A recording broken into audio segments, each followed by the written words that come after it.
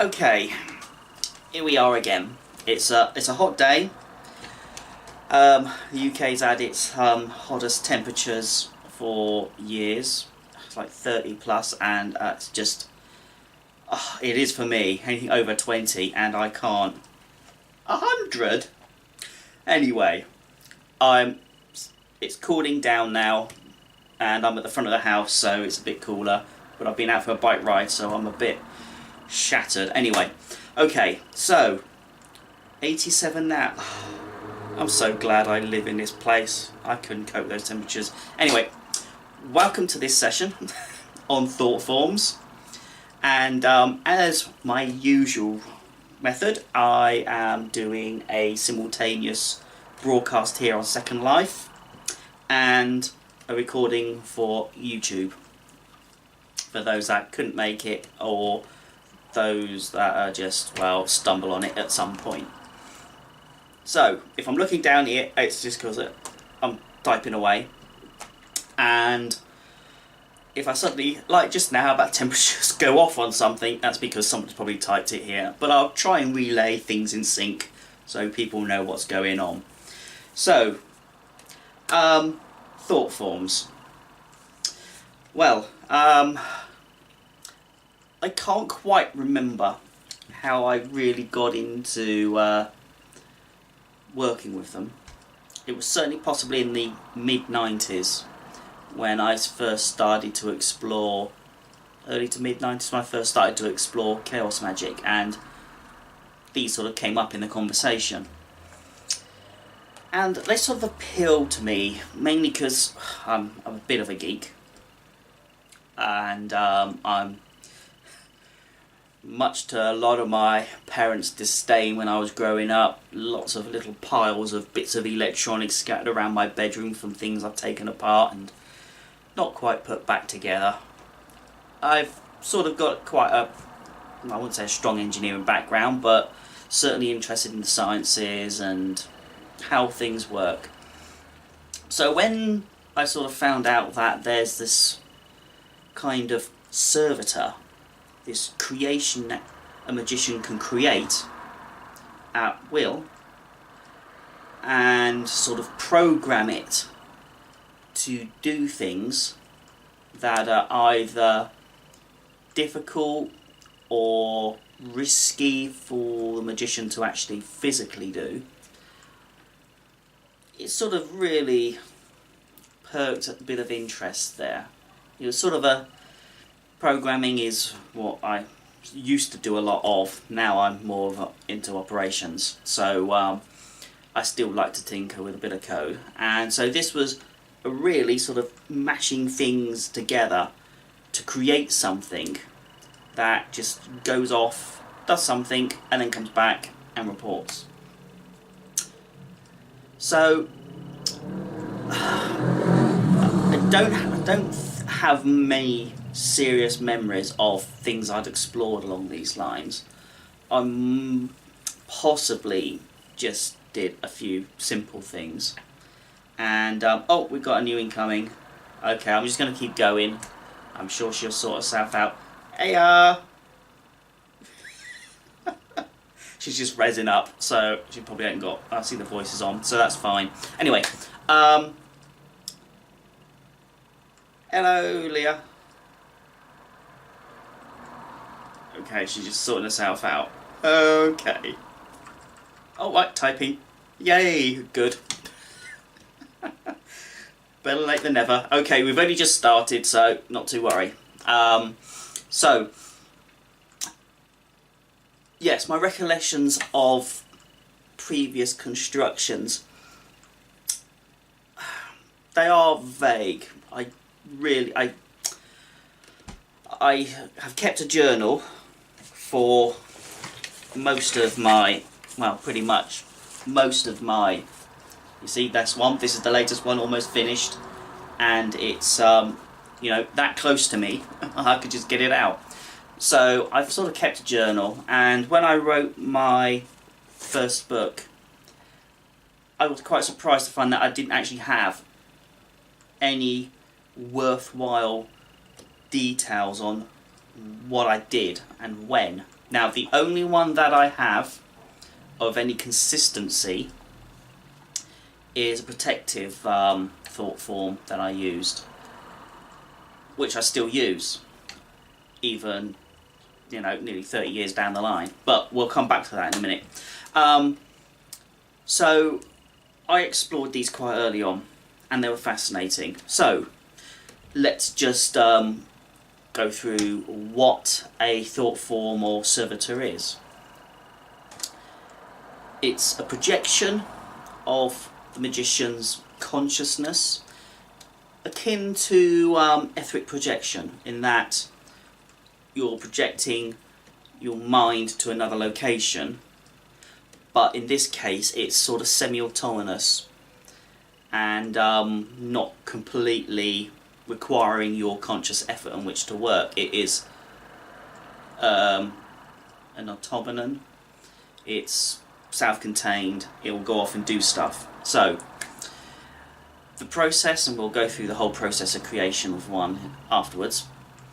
So you would have this extension to yourself, and as I said, it's mainly for magicians or whoever who want to make use of... Oh, is he going to smack into that car? Okay, sorry, just saw this guy get very close. Is it my car? No, it's not. I'm happy there. Anyway, oh yeah, because I'm further up the road. Sorry. You know, this is the thing of having a window, sat by the window doing this. So many things to distract me. Where was I? Oh right, okay, yep. So an extension of the will goes out. So you sort of... I'm sort of now moving on to the creation stuff, aren't I? Why else would you do it? Oh yeah, the usual things. To find things out, to do something, perform an action that would put yourself at risk or is physically impossible. Whether that's down to location, the time, distance, any particular reason. Time and distance has no effect with these kind of creations. So there's quite a few sort of obvious reasons. You know, you want to find out some information about what something is or where somebody is. You know, you could perform some kind of evocation to some of the spirit to tell you, but is it any more riskier than well, no. Thought forms possibly is an easier process than evocation, and that's fraught with a lot of risk in itself. So these are simple things to just throw out wherever you need them. Now, some people, and over the years I've picked up a few books, let's say this one in particular, Creating Magical Entities by Michael Cunningham. No, David Michael Cunningham. Not sure of any relation to the one that you guys over in the US, Scott Cunningham. Could be, who knows? Don't know, don't care really.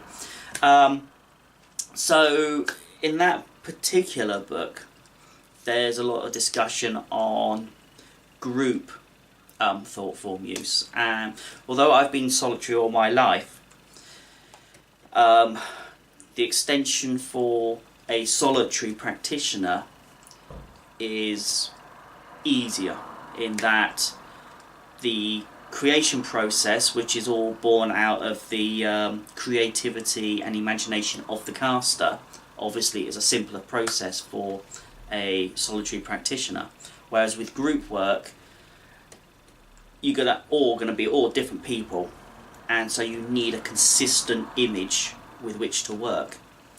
Now this sort of, oh, and I can feel my goddess getting on edge because she knows exactly what I'm going to bring up this subject now, is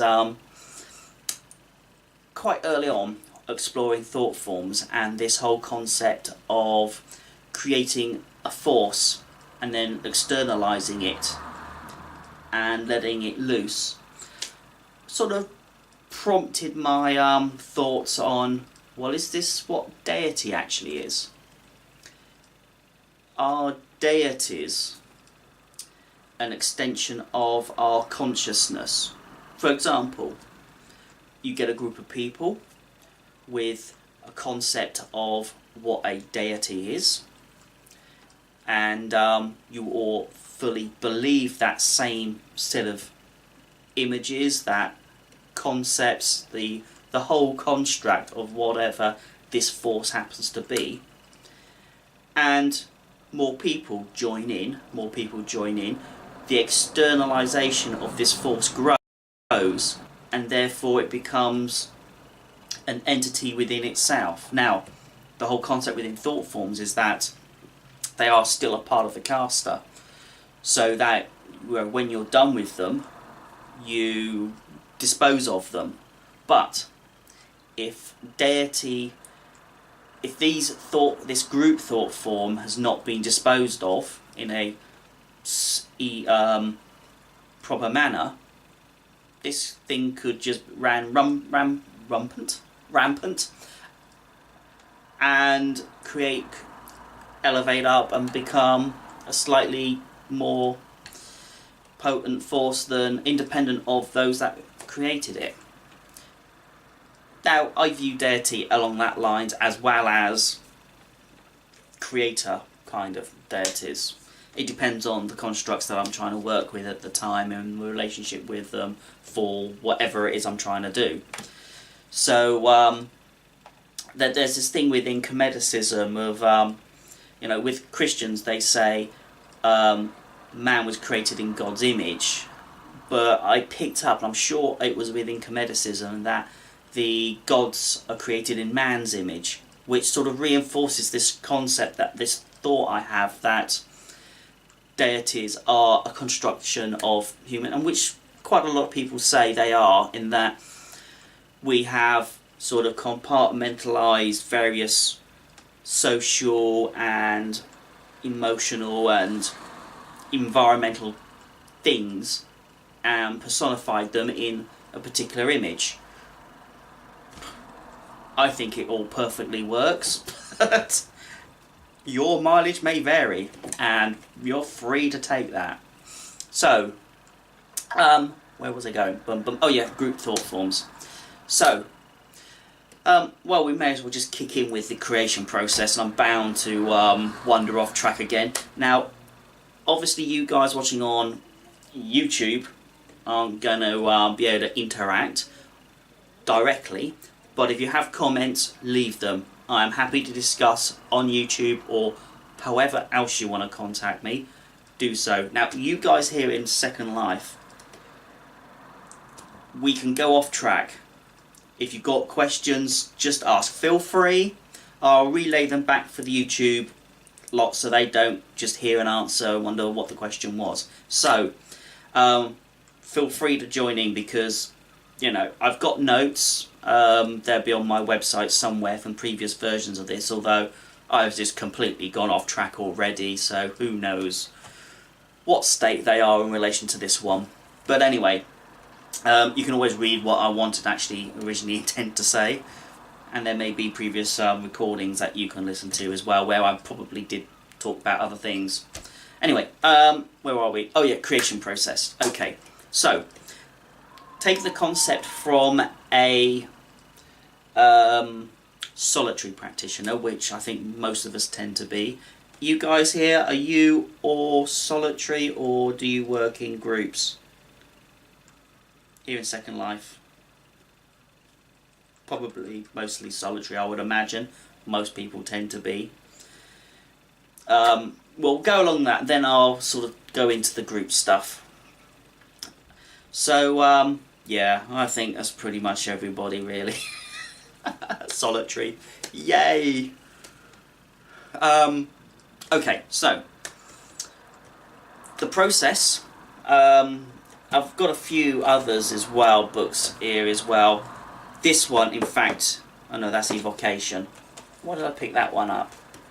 Magical Thought Forms, it's Dolores. Oh, forgive me, anybody who knows her, because I know she is actually still alive. Dolores Ashcroft Nowicki. Who knows? I don't know.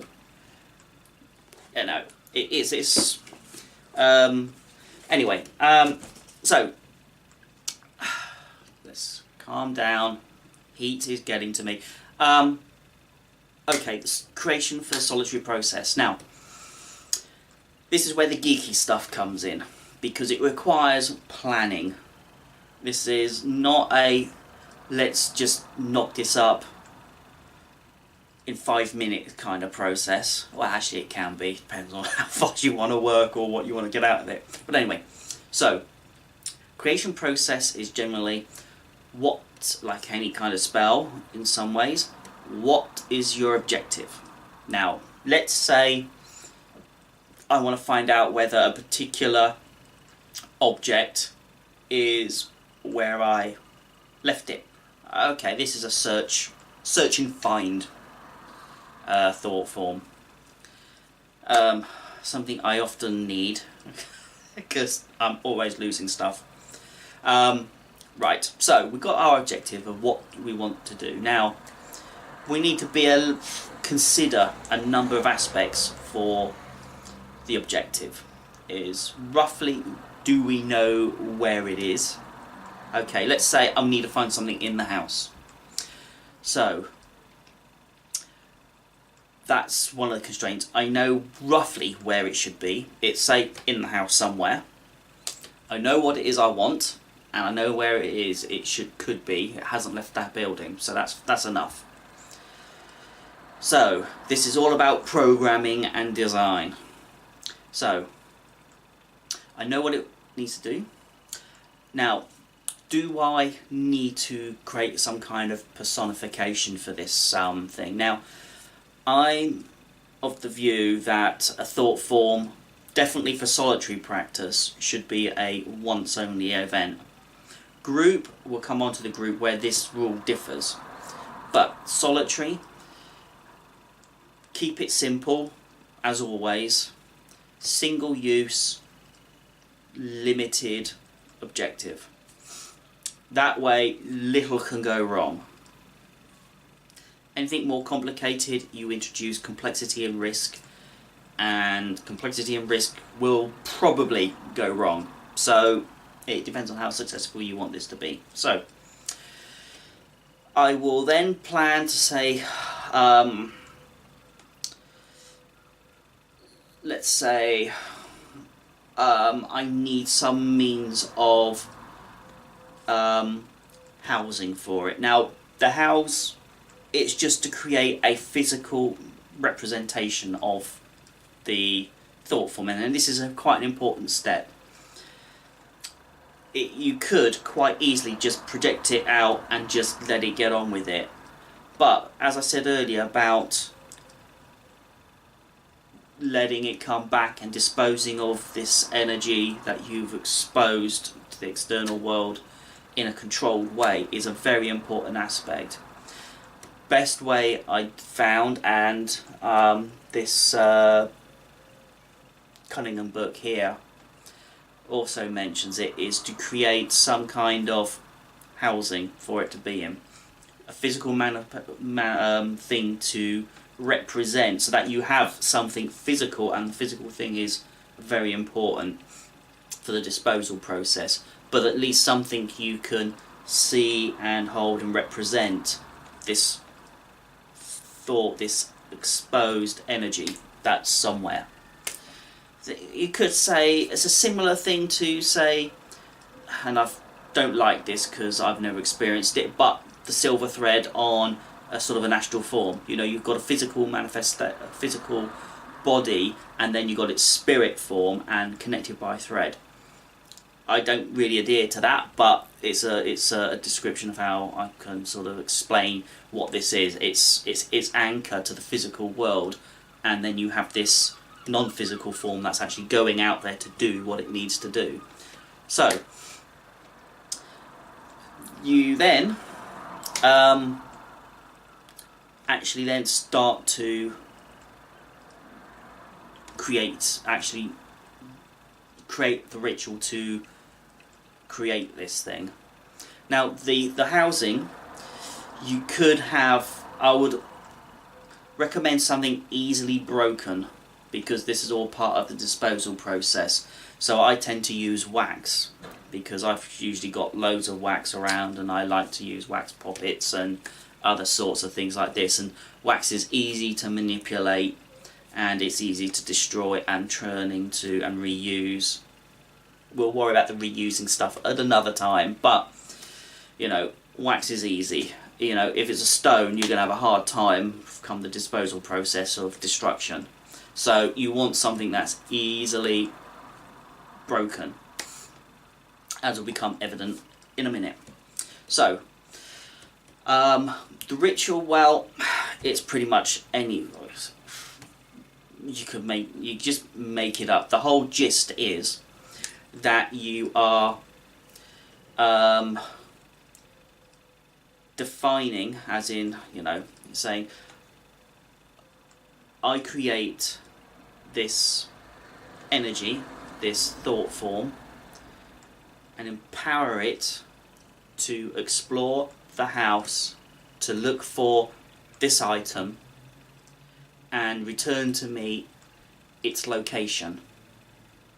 You know, it's simple, but it's, you know, what's in the mind, because you need to work up the push. If you do sort of, I sometimes do a little bit of Tai Chi, but if you do a bit of energy work or healing or martial arts, this moving of Chi and so on, it's sort of along those lines. You're just pushing it out, forming it, and visualizing this disembodied ball, if you want to. We'll go off topic in a minute and do the group stuff, but for the sake of this, a ball of energy. Now, when you have and the feel that this thought, this energy has detached itself from you, then we need to sort of, we've told it what to do, we've told it where to go and what to do once it's found it needs to do, in that it's going to come back and tell me. Now, the communication back I found to be an interesting aspect, because it can be a bit problematic. So this is why keeping it simple is important. If it's a nice simple yes/no answer, then I tend towards positive and negative emotion. So if I was to think, oh well, is this thing on that shelf, or out, let's say, is it out in the shed, then, you know, if it is in the shed, it could return to me a positive feel. If not, then it could be a negative. That I found a lot easier to work with than sort of giving me full verbal communication as a response, or imagery of where the location is. It puts less stress on the link, or however it sort of all works, I don't know. But, you know, this is all part of the experimentation, which is why it's always fascinated me, this concept. So, now, before you send it off its merry way, the instruction for the destruction process needs to be defined. So I can say, once you've finished the task, return to this, whatever it is, let's say wax poppet, and your task be done with thanks, and absorb back into myself. Because of course it's not a living entity. Will be if there's, like, as I said about deity, but you know, it's an extension of your own consciousness, so it's not a thing you really want to have lurking left over. You want to completely disperse it or reabsorb it, because it's you, it is your essence. So it's a simple process, really, quite, and that's all you have to do, and then just let it go and just forget about it until it can be worth also defining a length of time. If it's a long process, you know, okay, so going around the house, so I could say, you know, look around the house, If you can't find it in an hour, come back, job done. Constraints are very useful because the constraints stop it from evolving, especially if it's something you forget. So you need to document this, which is why a physical thing is a good reminder that you have sent this thing out into the wilderness. Because, you know, if you're just firing them off left, right and centre, you're going to forget. And if you don't give it a time, or if you're not aware and it just drifts off, there's a bit of you out there. And this becomes one of the, I wouldn't say risks of thought forms, because again, depending on how you view life force and so on, it could just dissolve away in the background over time. It doesn't have to come back, but I prefer for them to return. So, to keep them close. So, there's this sort of, I'm not sure if it is in that book or one of the others that I've read over the years, but this sort of warning that if you put a lot of effort and oomph into the thought form and you let it lurk, and it's like working with elemental or any kind of chaotic force, it will want to, and it's obviously got a bit of your character in it as well, because it is you. So if you're naturally rebellious, this could inherit some of that.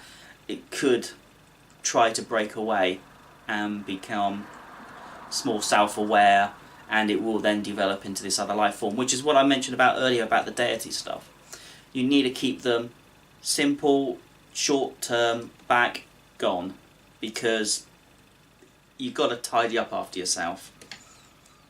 I've not seen any significant risk, but who knows? And you don't want all this sort of debris lying around. Can this happen with an SL avatar? Well, funny story there is that in effect this avatar that I use here on Second Life is called Kia Heiki. Now, in effect, it's also the sort of craft name that I tend to use out and about, because, well, an alternative name, because it's useful to have one. But the name Kia Heiki sort of has a long history, and in fact is sort of not quite an alter ego to me now. But when I used to do sort of Dungeons and Dragons and roleplay games and stuff, I had characters that were based loosely, and you know, this sort of evolved, this character, Kia, and I've taken on that identity for my craft work. So, in effect, it is sort of not quite broken away from my own personality, but it is another aspect to myself. Not split personality or anything like that, but it's an avatar that I use within my psyche. So in a way, I wouldn't say it's broken away, but it could be. Depends on if you put a lot into your alternate lives that you may have in your... So if you have a craft name, then your craft name could become quite a powerful thing in itself. And I know a few people, and I've only known them by their craft name, not by their real name. So whenever I refer to them, I may use them as this. And that in itself, with incomedicism in particular, names are very powerful things. It's one of the magical processes to learn the secret names of the deities and of people to have influence. So yeah, in a way, Susie, yeah, you could. Depends on if you want to roll with it. But that was a good question, that. Yay, thank you. So, yes, you send it off. Okay, let's get to the sort of Okay, I mentioned about, it goes off. You have the means of, it does its job, and you might want to program it on parts of the objective. If you find something, do this. Complexity is a problem. Simple yes and no I found to be the best. So it does its stuff, it comes back, you get the feel, yes, no, or whatever. If you want to go through experimentation and get something more concrete from it, then that's great. It's all about the geeky aspect of playing, which is good. So, when the job is done, it comes back and then perform another ritual with said object of its home and destroy. And it's a symbolic destruction and reabsorption. It's gone, its physical form is destroyed. It's a very comedic praxis, this as well, I think. It's dead. It's no longer present in the physical reality. The energy returns back to yourself. So that, it's just a simple lobbing something on a fire is what I do. It's nothing particularly clever, like any of my craft. I try to keep it as simple as possible. So, okay, let's have a look. Okay, what's the time? Okay, half hour past. Okay, let's have a look at group stuff. Now, this is where you need to deviate from the sort of solitary aspects, because, as I said earlier, the deficiency of having multiple interpretations of the properties or characteristics of the thought form can... oh, has she disappeared? She has. Okay, I'm just going to keep going. Can be a problem in that consistency of image is of the whole thought form is very important for success, and breaking the disposal and permanency of these things, because you are using a lot of people and you're spending oh, she's back, she probably just crashed. Because you spent a lot of time and effort with a lot of people to... Welcome back. Welcome back, Susie.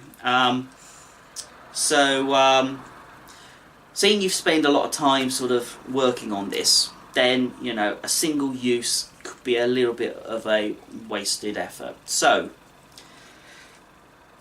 we go along the lines of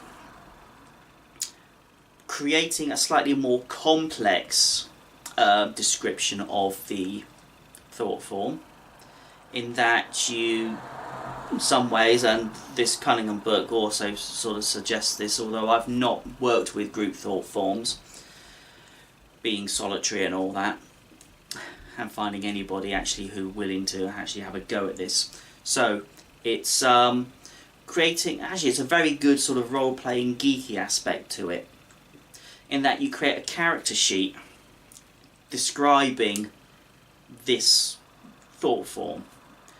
You could go along the lines of physical characteristics, just so that people, when they're visualizing the thought form manifestation, that they have a consistent image of its appearance.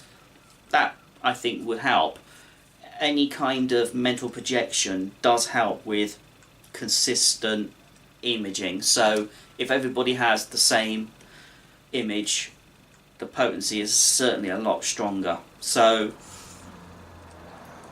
defining that, if you want, because also it could well be have more longevity than being a single use, then you probably want to sort of introduce character and sort of this, this is getting along the lines of deity work now. So you've got to be careful here that you don't put too much into it. So creating a strong image that people can focus on when you are creating the manifestation is a good thing. having the home for it is a very good thing, because again, if it's unlikely it's going to be single use. So having something that is tangible to remind everybody that it actually exists and is still present is a handy thing, because in a group you may forget, and you may have more than one to do different jobs, and they may last. You know, you could have lots of little jars of each one with all its details about it on and all of that. You can go into a lot of effort just to have consistency and this permanency and a record, more importantly, that you actually have this thing loose. And of course, being a group thing, it's going to be a bit more potent. Probably want to tell the thought form to sort of reside there, so that you know it is there when it's not in use. So it's a little bit more complicated. Destruction process, manifestation process is pretty much the same. The whole point of planning the objectives, pretty much the same, and destruction the same. It's just being aware that you need to keep track of these things. So I like them. Now, we haven't got much longer, so I'm going to talk about the sort of primary use that I have now for thought forms, and that is a protective form. Again, I can't remember the exact date this kicked off, but it would have been early 1990s, mid-90s. I encountered a spell called the Dog of Defense, originally by Dion Fortune. I think she said it was when she was a member of the Golden Dawn. It was in but I got the book, and I don't think I've got the book handy. Oh yes, the Ritual Magic Workbook, again by Dolores Ashcroft, and I don't think it's Nowichi. I'm probably pronouncing that really badly, and forgive me. It was in that book that this spell exists. It's the Dog of Defense, and what drew me to that one is because it's claimed to have been a tomb protection spell. Now, you know, this would have been early 1920s, I think. Now, it was all the rage of, you know, Tutankhamun's curse and all of that, and it's all complete rubbish. There were no tomb curses or anything, or tomb protective spells or anything like that. There was all the other magic going on, but nothing along the lines of who enters here will die kind of stuff. And most often they were plundered anyway, so within short space of time of burial, so they didn't work. So it appealed to me because obviously it was ancient Egyptian origins, allegedly. Also, it was really simple, and the spell goes along the lines of creating a visualized, projected thought form. So it sort of ticked all my boxes, because I was also, and still am, heavily into visualization and astral magic. So this was like everything in one box, and I loved it. So the original spell was something along the lines of: arise, Dog of Defense. So I instruct you in your duties. Protect this place from the north, the south, the east, the west, above and below, and from whichever direction evil may strike. Do this for a year in a day. When the task is over, return to where you came, with all thanks due to you. So, you know, it's a really simple thing. And I gave it a try. It was a summoning of just the one guard dog, and I thought, okay, that's nice, I can cope with that. But at the same time, I'd picked up on some minions that my goddess, I work with an Egyptian goddess, a scorpion goddess called Salket, and like with many Egyptian deities, they have a lot of sort of helpers. And Goddess Isis has several snakes. There's the 7 arrows of Sobek. I think it's Sobek. And mine has 7 scorpions that the Goddess Isis actually uses every now and again. So I thought these minions, they sort of, they're fairly subservient to the deity. They don't do a huge amount. Could they be seen as thought forms that my goddess is using? Can I use them? So I thought, hey, why don't I try? All part of the experimenting. So I located the name, and I found a few references to an interesting parallel between this spell of the I'm not sure if I mentioned this at the recording I did for the Staffordshire Pagan Conference a couple of weeks back, but it has a parallel with the lesser banishing ritual of the pentagram and the archangel call, because in this story it's on the Metanique stela that's in the Metropolitan Museum in New York. Is the goddess Isis calls these scorpions to assist her, and she calls them Tophum and Bophum before me, Mestet Mesetetef beside me, Potet Thotet Maatet behind me. Sort of reminiscent of the archangel calls within the Lesser Banishing. So it's sort of, I thought, oh, this is really quite nice. So I used these several scorpions as an alternative to the single one dog that's summoned, and they worked real, and I've used it like every year since. I will cast it, and some of the, we all try to sort of get validation that our craft has some impact on reality, and I do enough of low level stuff to try and validate that myself. But there's one instance where I had the most amazing valid this particular casting. In my old house back in Folkestone, this was probably about late 90s, I cast it one night. I'd stood in the middle of in the middle of the ground floor, and I cast Tophon and Bophon for the front door. I turned around to look out to the back, and I passed the Mested Mesetatef beside me, and I was throwing the last 3 out onto the patio where, most of the houses around me at the time had been burgled, and mine was the only one that hadn't. So I was doing this every year while I lived there. And I was placing the 3 on the patio at the back of the house. I can't remember how many I'd done. I think this might be the first one I put down, and I had my eyes fixed on the location that it was going to manifest at. And I was just about to move to another one when I saw a cat jump off next door's fence, run across the patio. It stopped just in front of where I'd put the scorpion. It then sort of back went up, tail went up, it went around it, and then just bolted. And that was the most amazing confirmation that these things are physically present.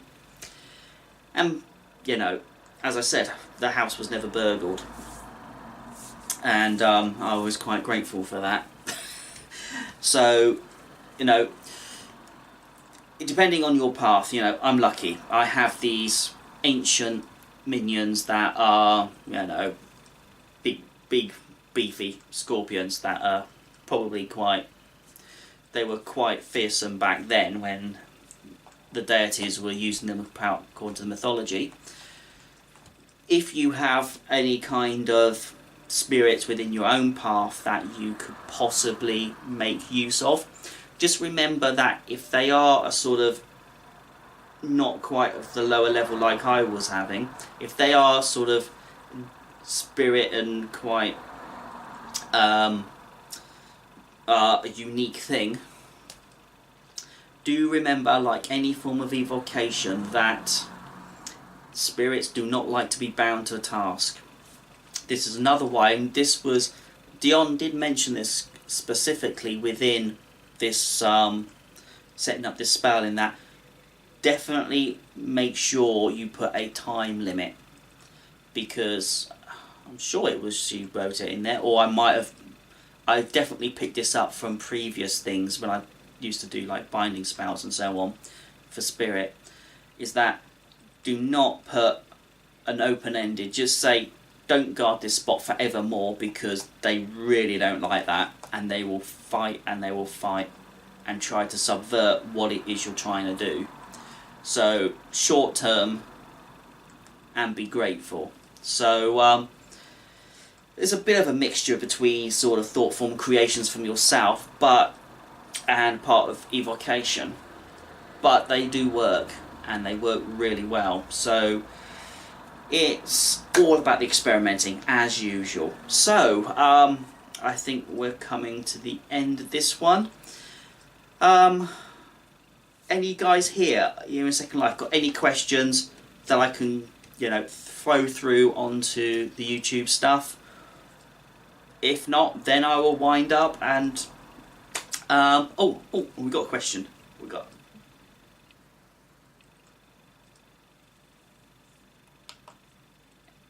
Well, what I do while you're doing that, I'm just going to paste in, that's the YouTube channel and my website, houseofkia.co.uk. This will be up there, will be on YouTube in probably a couple of days. Are thought forms similar to young archetypes? Quite possible. He did sort of go along similar lines.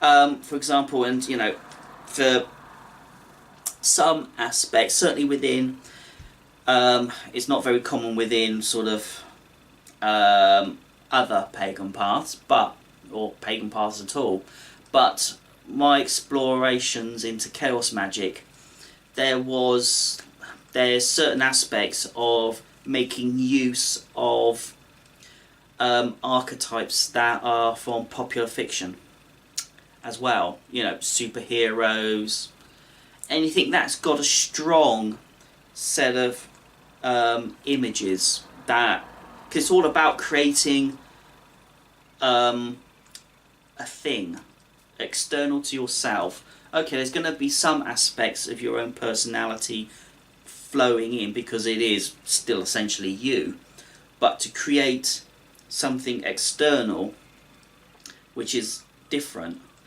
you could pull in sort of concepts within whatever appeals to you. As long as you've got a connection with it, then fine.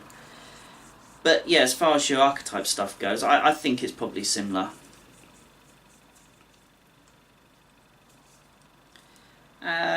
We got anything else? It is such an interesting subject, and it's ripe for experimentation. So just take the general concepts and play. So if you do have any experimentation and you want to tell me your results, good or bad, I'm always happy to hear them.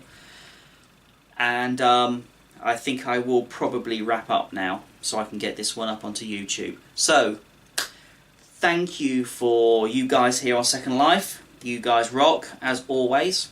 And so do you two on YouTube. And we got another question. Go on. I'll wait before I cut it. Oh, just thanks. Okay, thank you. Until next time, have a good one.